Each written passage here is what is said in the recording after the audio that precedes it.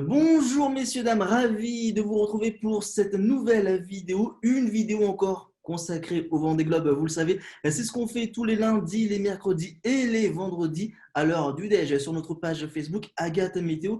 Bonjour Yann, Oui, bonjour Denis. vous allez bien? Parfait, parfait. Alors, si vous nous rejoignez pour la première fois, Yann Amis, c'est notre directeur scientifique. Il est directeur scientifique chez Sportriser. Alors, Yann, un week-end qui a été marqué par deux événements. Tout d'abord, l'abandon de Fabrice Hamido, mais ça, on s'en doutait déjà depuis vendredi dernier. Il a quelques problèmes informatiques et du coup, il ne peut pas naviguer en sécurité. Et le deuxième événement, on a beaucoup parlé la semaine dernière, c'est le fameux passage du cap Lewin par Charlie Dalin en 35 jours, soit un retard de 6 jours si on compare à l'édition de 2016. À l'époque, c'était Armel Lecléache. Alors, le classement reste globalement le même avec en 1 Charlie Dalin, en 2 Thomas Ruyant, mais qui a bien comblé son retard par rapport à Charlie. Et en 3, on a Yannick Bestaven. Alors, Yann, comment s'est déroulé le week-end?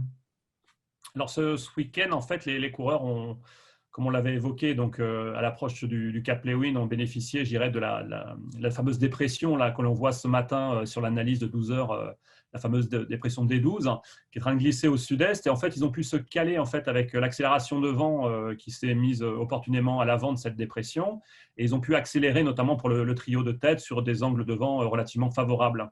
Donc là, ce matin, en fait, ils sont en train de poursuivre sur cette dynamique. À l'arrière, on va dire, on a un groupe à peu près de 11 coureurs qui est à peu près homogène avec les mêmes conditions de vent sur cette dépression.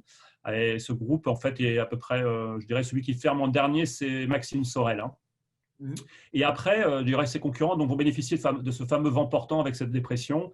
Alors, par contre, et par rapport aux autres dépressions qu'ont connues les concurrents sur cette traversée de l'océan Indien, cette dernière, comme elle s'est creusée en fait, quasiment dans leur parage et qu'elle glisse au sud-est, en fait, ils bénéficient des vents sans connaître les contraintes des vagues qui lui sont associées, parce que les vagues en fait, se déplacent à l'avant. Donc Ouais. finalement, c'est une belle piste, je dirais, pour accélérer, et on va le voir notamment avec les vitesses parcourues qui seront assez importantes, je pense, sur aujourd'hui et demain.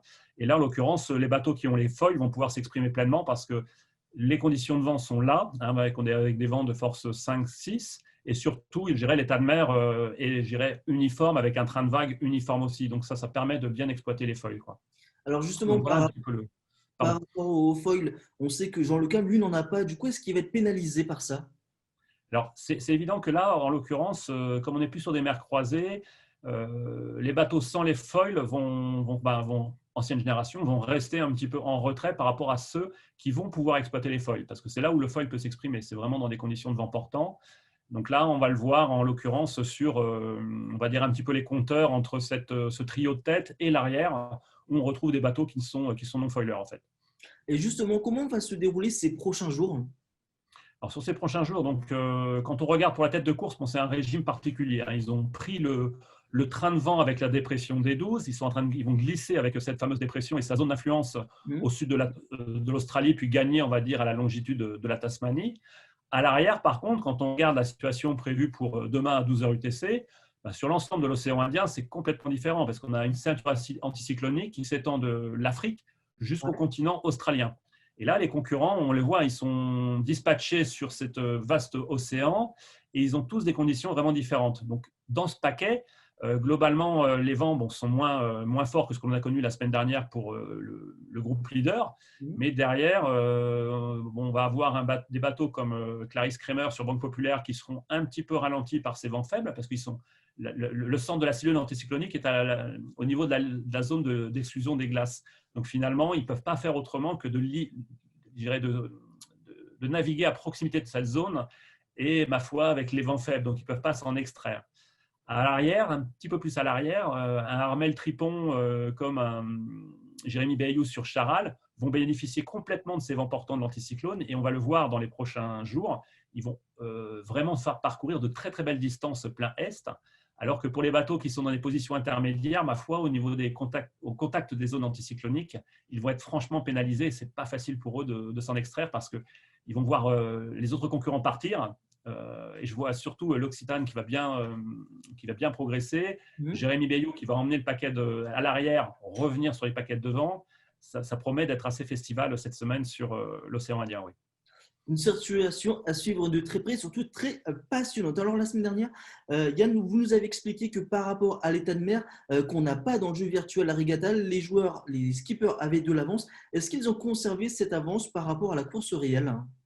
Alors complètement, hein, complètement. C'est vrai que le fait de ne pas avoir ces états de mer, bah, ma foi, nous, on est juste sur une gestion de la vitesse du vent. Et Hmm. là, en l'occurrence, on a enquillé bien plus rapidement sur la flotte virtuelle le passage du Cap Lewin. Et ce matin, on va dire sur les dernières positions, on est quasiment, si je ne me trompe pas, on est quasiment à la longitude de la Nouvelle-Zélande. Donc on a effectivement une belle longueur d'avance sur la flotte virtuelle.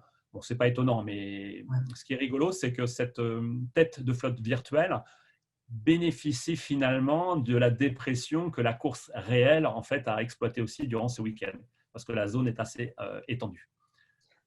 Merci beaucoup Yann Amis d'avoir répondu à toutes nos questions concernant le Vendée Globe et on vous retrouve en milieu de semaine. Tout à fait, on fera un petit point et on verra. Et je pense que nos concurrents seront bien avancés sur à la fois l'Australie et pour la course virtuelle, ils auront déjà bien progressé sur le Pacifique, effectivement. Oui. Eh bien, le rendez-vous est pris. Et d'ailleurs, vous pouvez consulter tous les articles de Yann Amis sur le site westfrance.fr. Merci beaucoup Yann et à très vite pour une nouvelle vidéo. Oui, à très vite, Denis. Bientôt.